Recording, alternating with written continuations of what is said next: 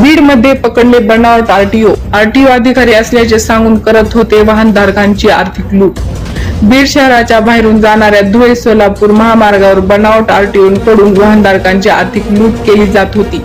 छत्रपती संभाजीनगरकडे जाणाऱ्या दिशेने हे बनावट आरटीओ एक 4 चाकी वाहन घेऊन थांबायचे। वाहनांना अडवून कागदपत्राची तपासणी करायचे। काही त्रुटी आढळून आल्यास त्यांच्याकडून मोठ्या रकमा वसूल करायचे।